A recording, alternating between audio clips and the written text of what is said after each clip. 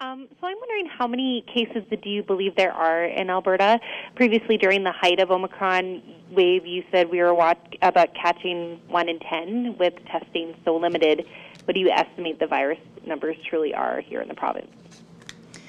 It's difficult to give you a specific number. We have worked through the serology results that we got from the samples taken in late December and early January.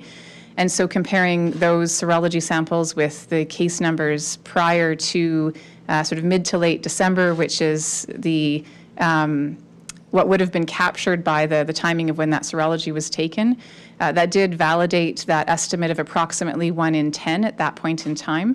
It's likely that that ratio has changed, given that it was after that late December timeframe that we changed our eligibility for PCR testing. So it will quite certainly be a greater gap than just 1 in 10, but what that estimate is very difficult to say. We anticipate that we will have our updated serology data in about a month to be able to understand what that actual number of cases is. But again, it would be greater than that ratio of 1 in 10. It's a hopeful time as we continue to return to a more normal life. But we need to acknowledge that COVID-19 remains with us, and the health system is still under significant pressure. More workers are returning in-person to their workplaces.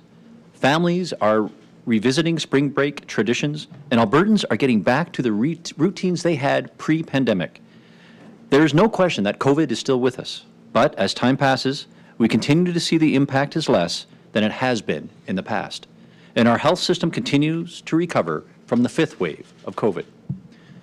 Looking at hospitalization numbers today, there are 956 people in hospital with COVID-19, including 56 in ICU. Like most of our numbers, hospitalizations can fluctuate from day to day, but I'm pleased to report that hospitalizations due to COVID continue to drop, slowly but surely. I'm also pleased to report that COVID-19 outbreaks in hospitals have fallen significantly since the peak in mid-February. At the peak, 38 acute care facilities had active outbreaks. And as of Monday, March 21st, only 11 facilities reported active outbreaks with minimal impact on patients. I know this is a relief to patients, families, and staff. And the system is nearly back to normal surgery volumes, approximately 96% of average weekly volumes in pre-pandemic years. Our surgical wait list is stable at around 76,350 this week, compared to approximately 78,400 at the beginning of last month.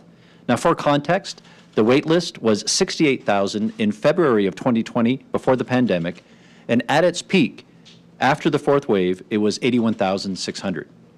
Now, the current list is too long. We need to get it down, and we're working on doing that.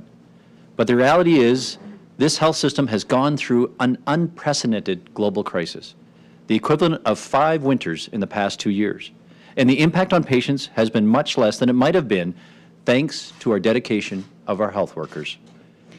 Turning to the numbers, the leading metric that is most useful at this time is our positivity rate. And between Friday and Monday, this ranged from 20.6% to 27.1%, with an average of 23.5%. As the Minister mentioned, there are currently 956 people with COVID-19 in hospital, including 56 in the ICU. Sadly, since Friday, an average of 5 deaths per day related to COVID-19 have been reported to Alberta Health. These individuals were between the ages of 54 and 94. This is a reminder of the fact that this infection is still a significant threat to many of us, our families, and our friends. It's important to take this seriously as we move into activities we haven't done for a while and consider how best to support those around us to mitigate the risks. My thoughts are with anyone who has recently lost a loved one, whether to COVID or any other cause.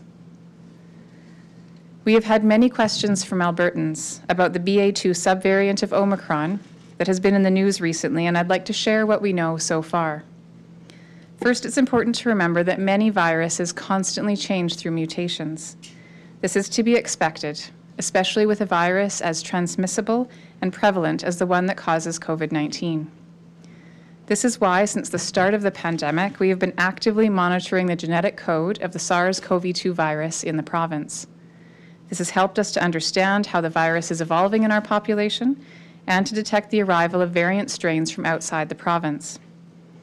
As we've seen over the last 2 years, some variants emerge and disappear without large impacts, while others persist and become dominant, like Delta and Omicron.